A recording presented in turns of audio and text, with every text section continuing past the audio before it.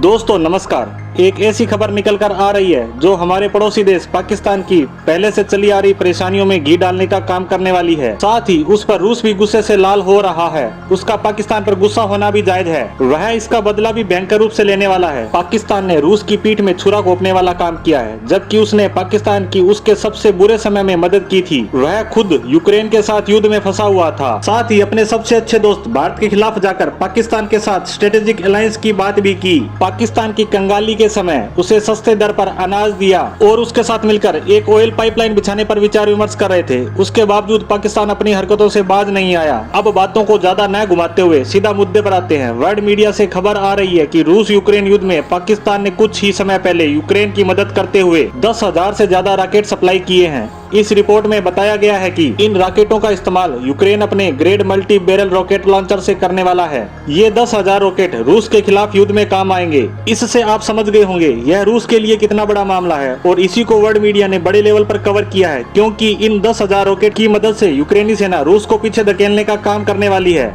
इसीलिए यह पूरी शिपमेंट यूक्रेन की सेना के लिए एक बड़ा बूस्ट कहा जा रहा है। यहाँ इस रिपोर्ट में यह भी बताया गया है कि इस डील को पाकिस्तान ने पूरी तरह छुपाने का प्रयास किया था कि यह मामला किसी भी एजेंसी की पकड़ में न आए, खासकर रूस के। इसलिए यह शिपमेंट सीधा यूक्रेन नहीं भेजा गया था, बल्कि यह पहले पाकिस्तान से पहुंची जर्मनी, उसके बाद इन्हें पोलैंड भेजा गया और वहां से शिपमेंट यूक्रेन पहुंचा। यानी पाकिस्तान ने पूरी कोशिश की थी कि यह विश्व की किसी एजेंसी, मीडिया और रूस की पकड़ में न आए, परंतु यह बात खुल चुकी है। पूरे विश्व की मीडिया में यह खबर छाई हुई है। अब बात करते हैं इसके आने के बाद रूस ने क्या रिएक्शन दिया है। तो आपको बता दूं, इन खबरों के आने के बाद रूस ने भारत के एनएस से अजीत डोभाल को रूस बुलाया है। उनके साथ रूस के राष्ट्रपति पुतिन ने स्वयं एक बड़ी मीटिंग की है। और यह मामला यहीं नहीं रुका। आने वाले कुछ महीनों में पाकिस्तान की नौसेना एक बड़ा युद्धाभ्यास करने वाली थी। उसमें कई देश की सेनाओं ने भाग लेना था और रूस की सेना को भी इन्विटेशन दिया गया था। वह आने वाले भी थे, परंतु अब इस इन्विटेशन को रिजेक्ट कर दिया गया है। इतना ही नहीं, अब यह भी कहा जा रहा है रूस पाकिस्तान के खिलाफ कोई बड़ा कदम भी उठा सकता है। साथ ही वह